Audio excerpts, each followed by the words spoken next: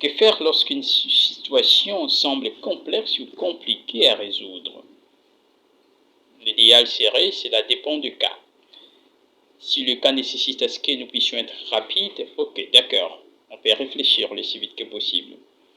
Mais si cela est plus complexe, on est censé prendre le temps de pouvoir mettre en exergue 4 points.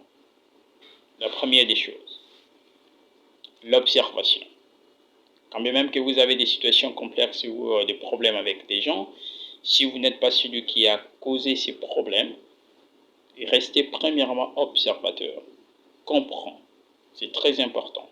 Lorsque vous restez observateur, cela permet à ce que, c'est comme si vous étiez en train de récolter ou de rassembler au moins des bouts d'un papier ou d'un document qui a été déchiqueté ou déchiré.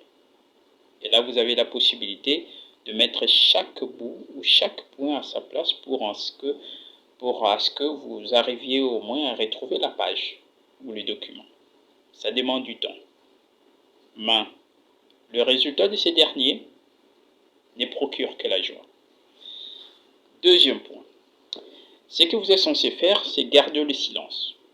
Certes, ce n'est pas facile. Quand on garde le silence, on arrive à mieux cerner, mieux discerner. Pourquoi je l'ai dit? Observez ceci. Les gens sont en train de crier, ils vous parlent, ils font tout. Ils vous traitent de n'importe qui. Quand bien même que peut-être vous n'avez pas le tort, mais vous avez une partie du tort, mais à supposer que vous êtes tellement propre en tout et que votre conscience ne vous reproche de rien. Ce qui vous aiderait à ce que vous arriviez au moins à s'en sortir, c'est le silence.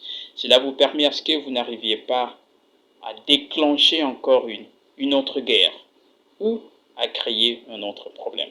Et c'est là travaille la psychologie des personnes avec qui vous traitez ou avec qui vous avez des soucis.